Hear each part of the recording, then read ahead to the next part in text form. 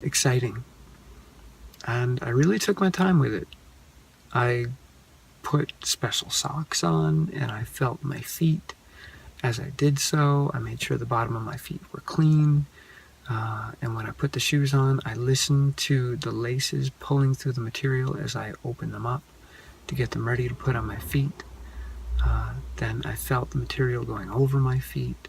I listened to the laces pulling through the material as I tightened them.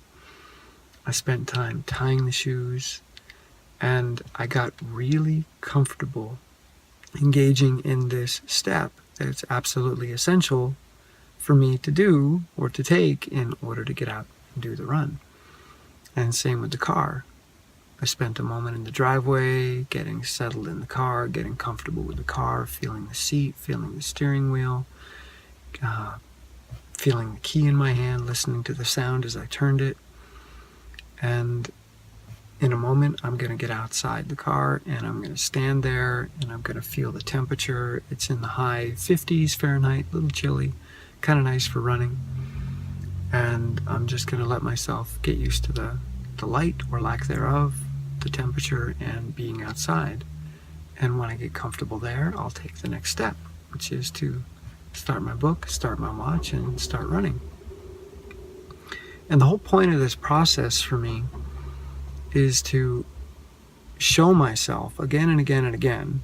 And when I say myself, I'm talking about the primitive parts that are resisting running and afraid that I can't measure up, and afraid of the pain, and afraid of the judgment that will come with a bad result, etc. I'm showing those parts of my brain over and over that I can find comfort in each of the steps that are necessary in order to do this.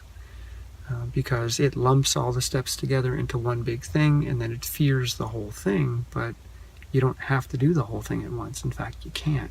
You can only ever do each of the steps one at a time. So by really getting present and taking my time and letting the steps become slow and sensual and comfortable, I show that part of my brain, look, this isn't scary. I'm not sending you off to do this scary thing and trying to trick you.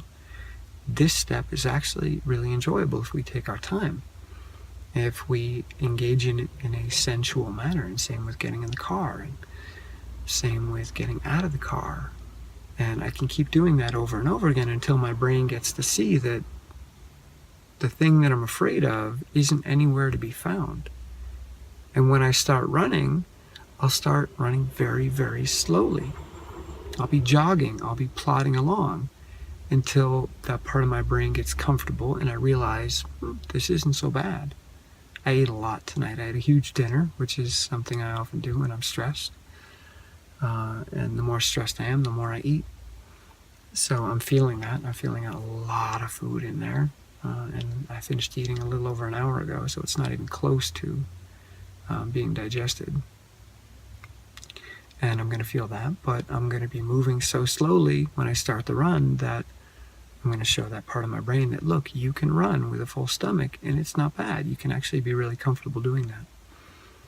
And over the course of me showing that part of my brain again and again that comfort can exist in each one of these steps, I'll get into the run, and before I know it, the run will be done. It'll have been a positive experience. It will put me in a better state of mind.